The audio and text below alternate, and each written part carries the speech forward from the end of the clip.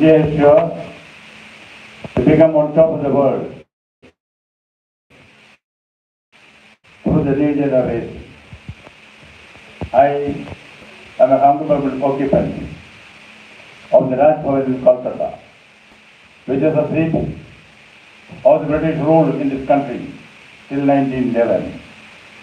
From that majestic building, the British Governor General told the world, India, mockingly, Britannia, Britannia rules the waves. During my time as the humble occupant of the Raj Bhavan there, I will see here the new generation of Bengal telling the whole world, Bengal, Bengal leads the race. That is the vision which I have in my life. We bank on you. India feels proud of the younger generation. You are second to none in the world. That is certainly there. I have had the opportunity to go tour around the world. The type of respect which is given to the Indian students is something that we seem to be believed. India is transformational.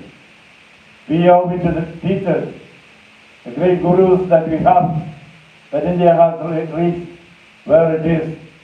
What does the teacher do? I remember having read the biography of a famous botanist. The botanist, the professor of botany, he was traveling through the jungles of Africa with his research students. He came across a beautiful flower, enamored of its beauty. The professor went to pluck the flower. To his consternation, he finds that the petals of the beautiful flower flies off in various directions. He did not understand what is happening around that natural phenomenon. Then he found the petals of the beautiful flower, which flew in various directions, was not petals at all. They were a group of ugly insects. These ugly insects again fly back and converge to another point, and the beautiful flower is again born. This formation from the negative to the positive happens when there is a converging point. That point of convergence in our society are the teachers. They can turn ugliness into beauty. They can turn, yes, they can transform negative to the positive. That is a role which our teachers have done to us. And our youngsters, as I said, that they are second to none, give them an opportunity. They know how to reach anywhere in the world and reap harvest. As they say, the marvelous characters, to reap rich harvest from the pale-faced moon. That is the type of students that we have. India expects a lot from you. And we are sure that you will be able to rise to the occasion and do great things to the nation. One thing, as you know, there is nothing impossible in life. You have heard of the Orville Wright and Wilbur Wright, the Wright brothers. When the Wright brothers started off with the idea of a flying machine, everybody dissuaded them. They told him, leave flying to the birds. But the Wright brothers said, if birds can fly, so can we. If birds can fly, so can we. Since the Wright brothers took that stand, now we have the aeroplane.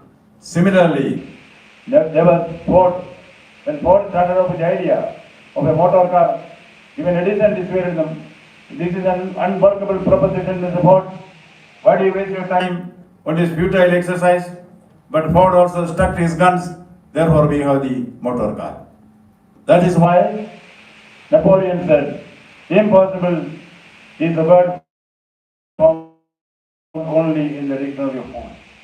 Impossible is a word found only in the dictionary of fools. Now, what is education? Education is enlightenment. Education is enrichment. Education is emancipation. All these are good to say, but education is also employment. For an ordinary being, unless education is related to life, it has no meaning. These profound postulates about education is not going to satisfy the youngsters. Education has to be related to life. Dr. Radhakrishnan, in his first report on education reform, said Indian education is thrice removed from life. The same idea has been echoed by Kothari in his report when he said India's destiny is being shaped in our classrooms.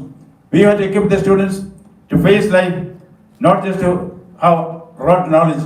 Fortunately, the new education policy is reflective of this thinking in society. The new education policy knows what is good for the students, what is good for their future. There is no pontification on them, there is no imposition on them.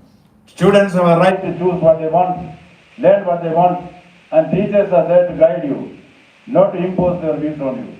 Yes, India is on the steady path of progress.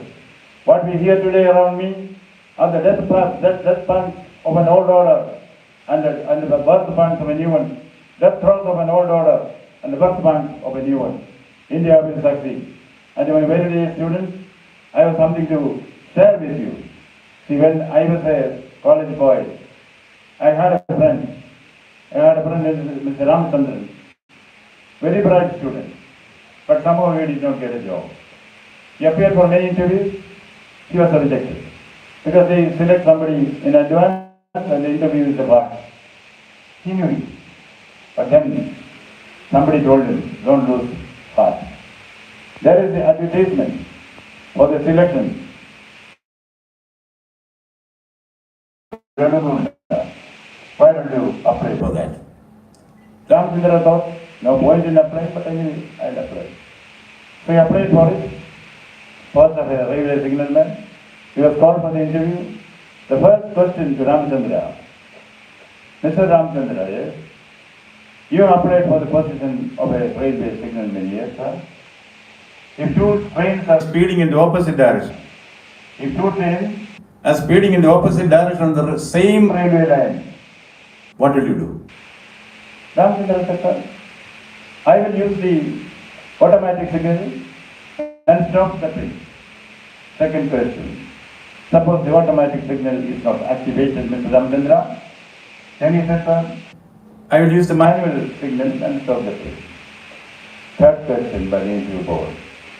If suppose the manual signal is damaged in the lightning the previous day, what will you do, Mr. Ramchandra? Then he knew where the trains are heading to. Never cross the stop one train. The interview board again is telling him, suppose the land phone is ending. Then Ramchandra, sir, then I will go Choturam. I'll call Choturam. Who is Choturam? Two trains are speeding in the opposite direction. And you are calling Choturam. Who is Choturam? Why call him? Choturam is my younger brother studying in the third standard. Why call him? He has not seen a train collision. Let him see one. That will be the attitude. Do your best. If others are not satisfied, call Choturam. That is not something which I have been doing as an IAS officer. That is what I am going to do as a governor and as a chancellor. Choturam is always there for the rescue. Do your best, leave it alone. And secondly, I tell you, study well, listen to your teachers, but that's not enough. Because Einstein said, education is what remains once you forget what you learn in the classroom, right? Education is what remains once you forget what you learn in the classroom. Now, there is a golden period in Indian history. There is this young prince running away from the battlefield, totally defeated, routed. He has a guru with him. They seek asylum in a widow's kitchen. The widow is making bread. Suddenly, the guru asks the prince, look at the lady making bread. If you have to eat bread, you should start from the periphery, not at the center. At the center, it is very hot, you will burn your tongue. The young prince knew what it means. He goes back to the battlefield, attacks the enemy from the rear. He wins the battle. Because nature is a great teacher. But do not forget, you have a duty to society. If the society has taught you, if it has encouraged you to have a BA or BSc or MA or MS or PhD, from the taxpayers' money, you owe it to society something. That is a social commitment. That social commitment you shouldn't forget. I had a principal who was a priest. I studied in the convent schools and colleges of the Christian community there in Kerala. He was very nice principal, very scholarly but very friendly, affectionate to the students, a very disciplinarian, and more than that, almost obsessive about cleanliness. If there is a sheet of paper there, he gets frustrated, he picks it up, and he himself will see that it is put in the dustbin. One day after retirement, he being a priest, he was transferred to the church in North India. Sagar Exarchate, if I remember right. On his way to the church, the priest finds a donkey lying dead on the road, dogs attacking that, and he was very upset. He rang up the municipal commissioner, who was a young IAS officer, and he said, "See, this donkey is lying dead on the road. Please make some arrangements to dispose of it." This arrogant IAS officer, young man, he tells the priest, burial of the dead is the duty of the priest. Not to be outwitted, this principal, father principal, priest, he tells the IAS officer, "Yes, sir, burial of the dead is the duty of the priest. I will certainly arrange to bury the dead donkey, but before that, I thought I should inform its nearest relatives." That's what they rang you up. So when it comes to social commitment, we have a tendency of lagging behind. Social commitment is what makes a difference between an average student and a good student and a great student. Have social commitment, work for the nation, confidence in that. As Vivekananda said, arise, abide, stop not till you reach your goal. Wish you the very best. Thank you so much. Thank you.